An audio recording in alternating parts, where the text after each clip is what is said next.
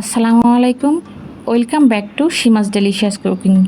সবাইকে স্বাগত জানিয়ে আবারও চলে এলাম নতুন একটি ভিডিও নিয়ে। আজ আমি আপনাদের সাথে শেয়ার করতে যাচ্ছি গ্রাম বাংলার খুবই মজাদার একটি ডেজার্ট রেসিপি, খেজুর রসের পায়েস বা ক্ষীর।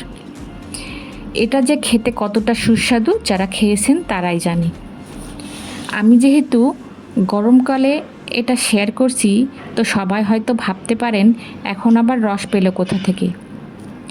তো আসল কথা হলো, খেজুরের রসকে ডিপ ফ্রিজে 6 মাসের বেশি এমনি বা জ্বালিয়েও সংরক্ষণ করে রাখা যায়। এতে করে এর স্বাদটুকু একটু কমে যায় না বা নষ্ট হয়ে যায় না। এই যে হলো খেজুরের রস। আমার মা 2 লিটার খেজুরের রসকে জ্বালিয়ে তাত করে 1 লিটার করে ডিপ ফ্রিজে সংরক্ষণ করে রেখে দিয়েছিলেন আমার জন্য। এখন সেটা দিয়েই আমি পায়েস তৈরি করে দেখাবো। এখানে আমি মেজারমেন্ট কাপের 1 কাপ আতপ চাল নিয়ে ভালো করে ধুয়ে নিয়েছি। এবার একটা পাত্রে আমি সেই 1 লিটার রসটুকু ঢেলে দিচ্ছি।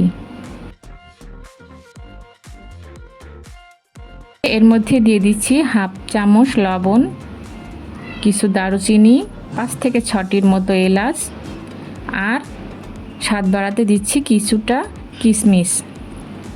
এবার এটাকে আমি চুলায় চাপিয়ে দিচ্ছি, দিয়ে এটাকে মিডিয়াম হিটে কিছুক্ষণ জাল করব আর অপেক্ষা করব একটা বলক আসার জন্য। দেখুন বলকটা প্রায় উঠে এসেছে। এবার এর মধ্যে দিয়ে দিব ভিজিয়ে রাখা আতপ চালগুলো, দিয়ে একটু নেড়ে চেড়ে দিচ্ছি। চুলার জালটা মিডিয়াম টু লো হিটে রেখে আমি 15 মিনিট চাউলটাকে রান্না হতে দেব। এতে করে চালগুলো ভালো করে সিদ্ধ হয়ে যাবে।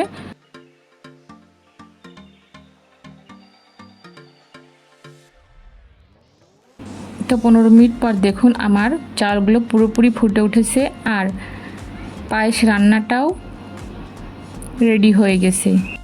এটাকে এভাবেও খাওয়া যায়, তবে আমার চাউলের পরিমাণটা এখানে বেশি হয়ে গেছে এবং একটু বেশি মিষ্টিও মনে হচ্ছে, তাই আমি এর স্বাদটা আরও একটু বাড়াতে এর মধ্যে আমি 1 কাপ গরম দুধ দিয়ে দিচ্ছি। এতে করে পায়েসটা একটু পাতলা হবে এবং খেতেও অনেক সুস্বাদু হবে।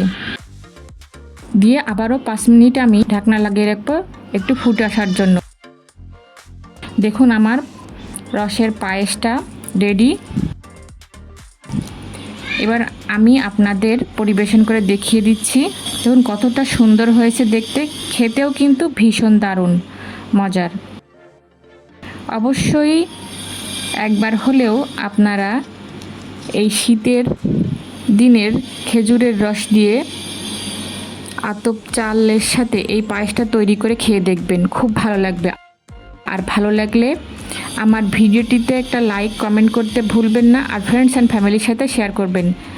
আর যদি চ্যানেলের নতুন দর্শক হয়ে থাকেন তাহলে আমার চ্যানেলটা সাবস্ক্রাইব করে আমাকে সাপোর্ট করলে অনেক খুশি হব। আর পাশে থাকা বেল বাটনটি প্রেস করে রাখবেন, যাতে করে আমি নতুন কোনো ভিডিও ছাড়লে সেটা আপনাদের নোটিফিকেশনের সাথে সাথে পৌঁছে যায়। তো আজকের ভিডিওটি এ পর্যন্তই। সবাই ভালো থাকবেন, দেখা হবে পরবর্তী ভিডিওতে। ততক্ষণ পর্যন্ত ভালো থাকুন, সুস্থ থাকুন। আল্লাহ হাফেজ।